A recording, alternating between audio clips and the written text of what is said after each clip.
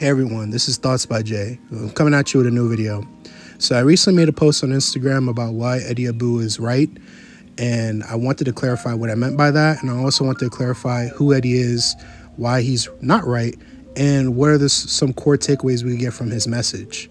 So let's begin. So we just need to know that Eddie is an ex-bodybuilding champion and now has amassed over 3 million followers on Instagram and has a big platform where he shares sometimes accurate nutrition advice, sometimes simplistic, and sometimes just outright BS.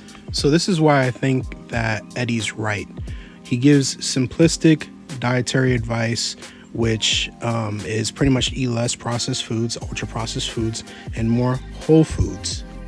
So I'm gonna share a clip where he does make some pretty good, accurate claims about food quality and the food environment in many Western countries. We are at Costco. Let me show you around the type 2 diabetes and the obesity aisle. Let's go, section, look.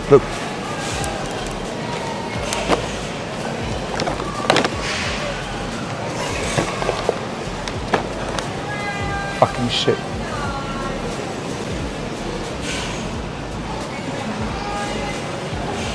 So here's the deal. Eddie is right when it comes to one thing.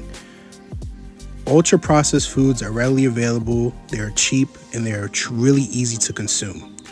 And they are often hurting many of us rather than helping. Like I said in this post, Eddie is relatively right that we are often pressured to eat really crappy foods. However, he's wrong in his analysis of what the solution can be and what the problem ultimately is. However, the issue with his analysis is that it doesn't take into consideration the food environment.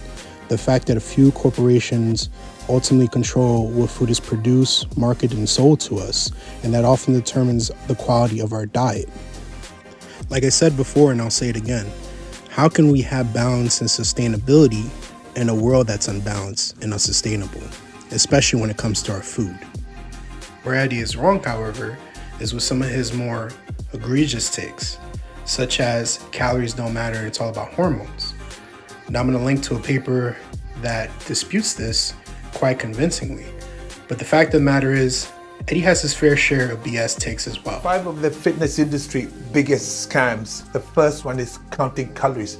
Guys, I'll say it over and over again, it's bullshit. The laws of thermodynamics only apply in fucking physics. We are governed by hormones. If you're counting calories, it might work for you, but you're a fucking idiot. While it's often true that counting calories doesn't work for many different people, it doesn't subsequently mean that the laws of thermodynamics don't apply to human beings, or calories in, calories out doesn't work, or that everything is governed by hormones. Those are two completely, well, actually multiple different claims that require further analysis. So before we end the video, let me clarify exactly what I mean. So Eddie is right about ultra processed foods not being the best for health, whole nutritious foods being better for health, and the fact that calorie counting is often an inadequate method for health for people in many different cases. So this is where Eddie is wrong. When he says that hormones are more important than calories for weight loss, sugar causes weight gain outside of calories, LDL cholesterol doesn't matter, and a bunch of other BS claims. So this is my conclusive take on things. Eddie is right in that we should eat more nutritious foods and that the food environment that we're currently in promotes non-nutritious foods. But I think in further analysis, we have to look at the fact of who controls the food environment, who controls the food marketing, who controls the food production. We have to have a deeper lens into thinking about these things. And it's okay to say that things like calorie counting doesn't work for everyone. However, what doesn't help is feeding into sort of low carb talking points, as I will talk about later on in other subsequent videos. But we need to think bigger.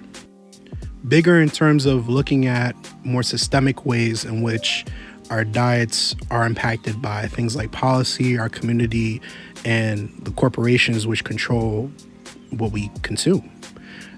We need more of that. So thank you all for watching this video. Please subscribe, give me a comment. What do you want me to cover next? And I hope you guys have a good one.